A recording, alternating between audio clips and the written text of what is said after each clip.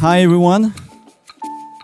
It's a little bit strange for me to be here today because that's the first time I talk about my book that has been written in French in English to an English-speaking audience, and it might sound weird to come here and present to an English-speaking audience a book that is only written in French for now. But maybe in the future we will work on a English or Dutch translation. But for now, my point is not really to talk only about this book specifically, but really to talk about the reason why I thought it was a good idea to write it.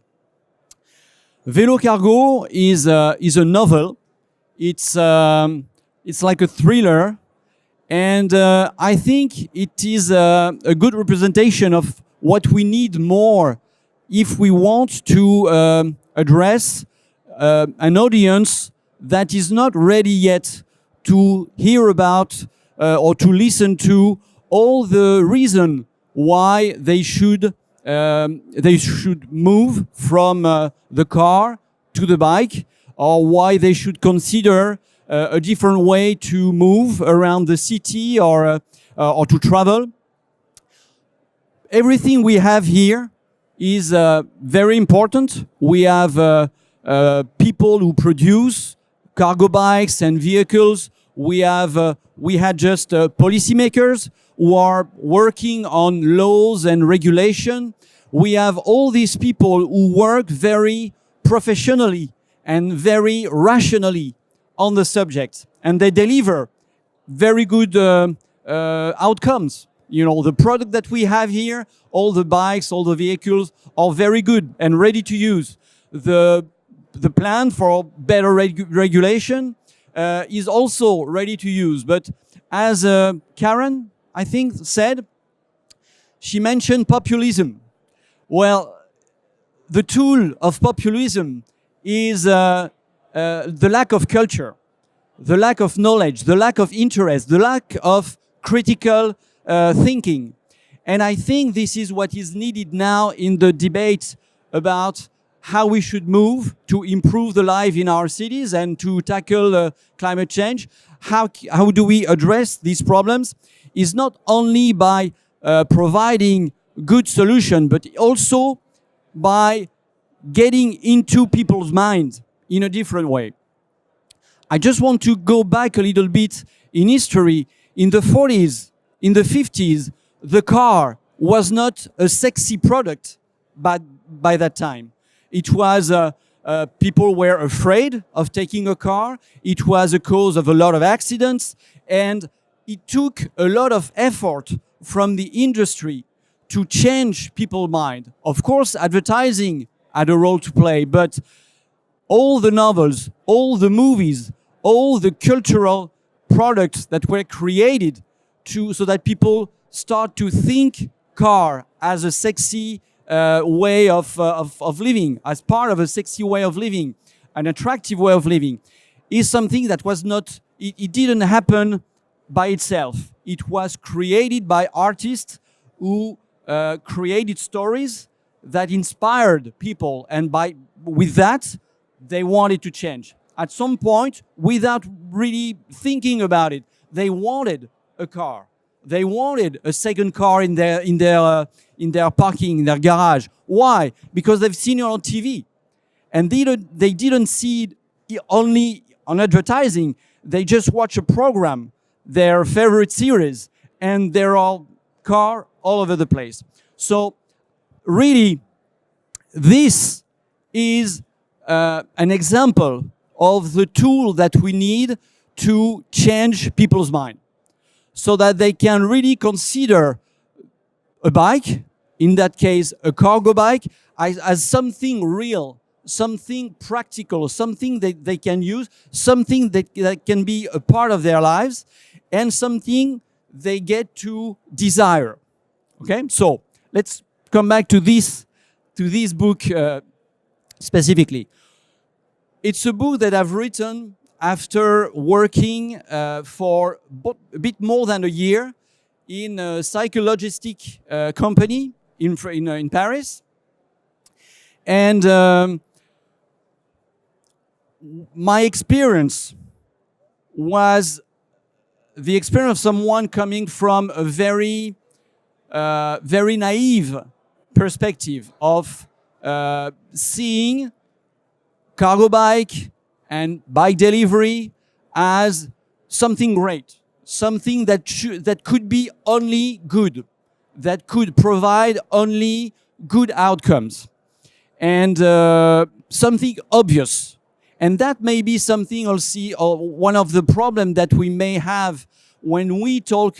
When I say we, is all the people that are already convinced that bike is a big part of the solution for many problems that we face in our society today.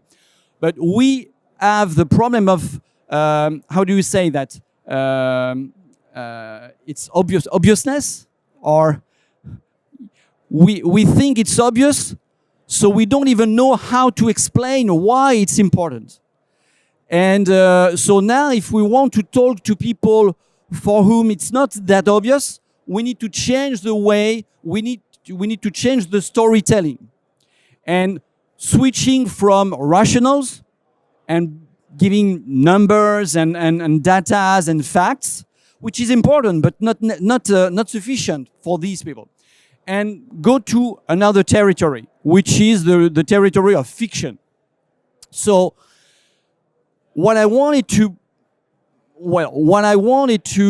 message I wanted to share with this book was what is a cargo bike, what you can do with a cargo bike, and how someone who is not convinced, who is not a user, can become one. And also a part of the big picture of the bike industry is the cyclologistics. And that also is something that for many people is very abstract. They don't know what it is. So when you talk about cyclologistics in cities, most people think about what? Uber deliveries. Uber, people on their small bike, delivery with their big bike, big bag on their back, delivering food. So yes, this is one part of the business, but it's only a small part, because everything that everyone consumes within a city can be delivered some way by bike. Of course, it will not be delivered directly to the consumers, but every shop that you have in a city, every business that is actually active within a city, they need to receive goods and products to do their business. They need to be delivered so that they can sell it to their consumers. And that can be done by bike. So what I wanted to do is to tell the story of someone who randomly becomes a delivery man, someone who delivers on the bike, and someone who is not, who doesn't really use his bike in the city to move around, is not a convinced ecologist, is not an activist, is not someone who's doing that for political reason. It's just, he needs to make a living, and he meets someone who is actually a delivery man, and he decides to try it. And through his eyes, we see exactly what it is to start delivering, well, to start making a living as a delivery man in Paris. What it is exactly, what is the equipment, how is the training going, how is the day-to-day life, what is the reality of the job. And so we see all the good aspects, because there are some.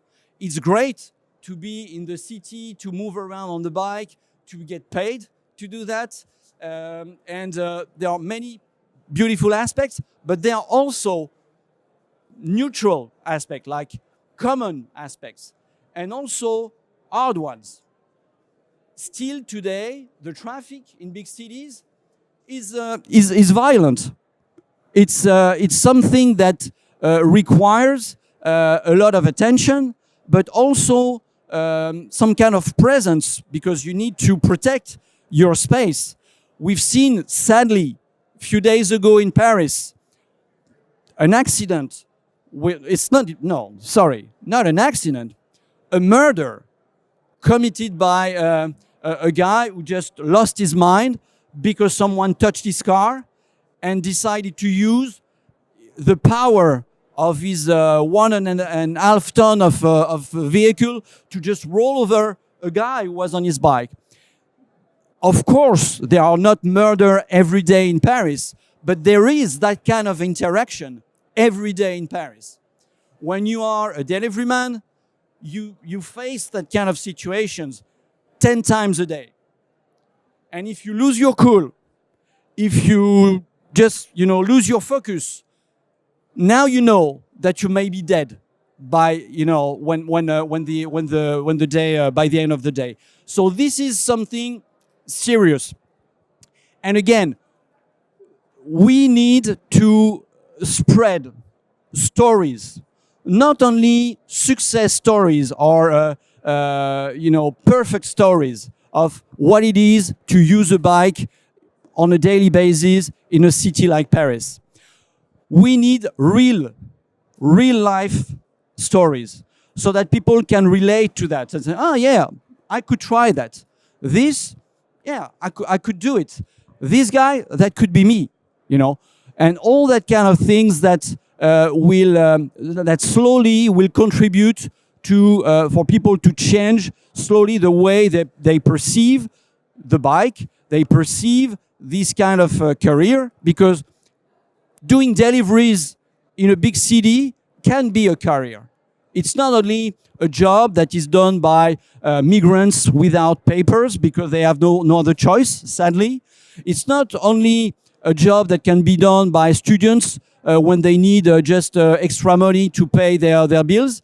It's really it's a real job, and it has to become more and more professional. This is also something that I wanted to show in this book, is that cyclologistics, delivery, is a real job, is a real profession that needs a training, that needs knowledge, that needs expertise. And when it's properly done, then it really provide good to be shared by the public. So with all these ideas, again, I could have written an essay. Say, okay, this is how it is, and taking testimonials from delivery people and putting that in a structure with addressing different topics. I didn't want to do that because, again, first, it's been done before. Second, it's boring at some point. And the people who have no real interest into it, they just don't get it. They don't even want to listen to it. So now I think we need to find ways to integrate all this information, all this message within a story that people will consume as they would consume any book, any novel, any series, any movie. But within that, they will have something that will participate to slowly change, maybe not change their mind, but cultivate another imaginary that includes the bike and everything that is related to that. So when I first wrote the first version of the book, I had all these informations. I spread them within dialogues between characters, and it was heavy, I had it read by people who are not really into cyclologistic, cargo bike, and at some point I said, this chapter, when they talk about it, it's it's not very interesting. I think it's heavy, and they were right. So the way I did it, on the second printing, maybe you see the gray pages on here. I created a character. His name is Arthur. Arthur is a poet. Is some kind of idealist, but he's also a pragmatist. So Arthur wants to do poetry. He wants to write. He wants to live within his world, with art, with reading, with literature. But he also knows that he has to eat. So he works. He takes a job so that he can eat. And Arthur is the guy who would actually come across a deliveryman and say, the deliveryman say, you should come. You're young. You will have fun on the bike. Come with us, and everything will be all right. So he does. And Arthur is the guy who becomes the deliveryman, and we will follow his steps all along his introduction to the company, the training, and the daily operation. And because he's also quite methodic, he's been to school and he knows how to write, notes and how do you say that? Not syntheses, or like a good student. So what he does is that he takes a lot of notes through his training, through his daily practice, takes a lot of notes. And in the middle of the book, we have like an excerpt,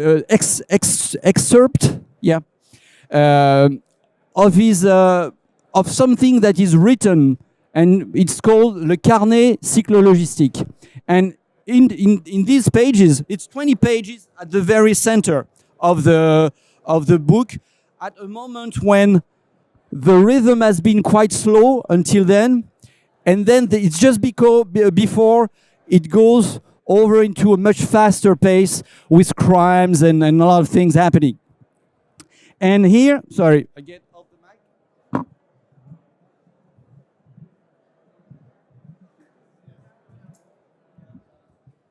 Oh yeah, assistant, thank you. And here I really wanted, so I want to go deep into the subject. So I describe the different kind of cargo bike that you have today and that you can use for different purpose. I also get into what can you do with a cargo bike. I get into what is the last mile delivery.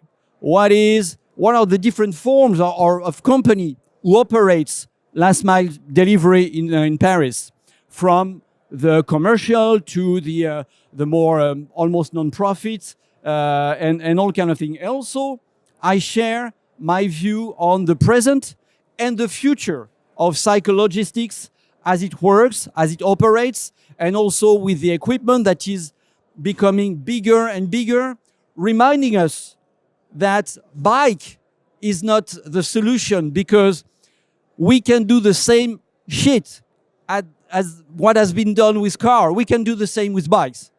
And if we go on getting bikes that are bigger and bigger and bigger, with more and more electronics that nobody can repair, that has to be changed every 6 months because the next color, because the next feature, because the next app has to be loaded into it. If we do that, then 5 years from now, yes, everybody will be on bikes, but that will be the exact same shit.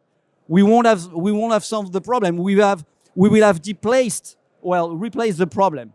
So this is also, this is also a message I want to spread through this book, and that bike, in logistics, bike, when someone, for example, when a plumber switch from a truck to a bike, what does he have to do mostly? He has to rethink the way it works. He has to stop taking with him everything that he has and just think, okay, what do I need today? What will I do today? What tools, what equipment do I need? And take only that. if he does that, he can do it with the bike. If he say, okay, well, what if, and he takes all the tools that he has, all the equipment that he has that you won't use, then he needs the truck.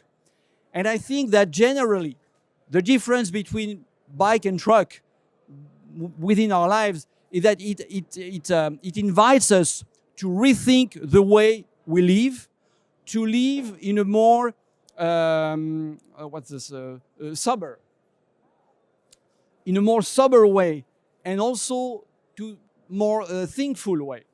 Say, okay, what do I need today to do exactly what I am supposed to do? Not having all the possibilities. I want to have all options open all the time. I don't have the time, and I could also speak about the speed of delivery. Okay, we want everything like within 5 minutes. Who really needs his grocery delivered within 10 or 15 minutes? Nobody. Who don't really have the time to go down the street and do the grocery for himself? Everybody should do that. But yeah, if you have something that is convenient, that is sold as free, and that is like instantaneous, then yeah, of course, we take it because it's so easy. So all this is to be rethought. But again, it won't happen if we have to explain rationally why people should change, why it should be done. And I think that this book is one of the first try to get the message into something. It's like, when you take a medicine, you dilute it into something that tastes good. It's pretty much the same. I've tried to create a story that that sounds good. It's entertaining. And within that, I give a lot of information that will really make people much more proficient into how cargo bike delivery could improve their lives. That's pretty much what I wanted to say today. Yeah. Thank you so much, Franck.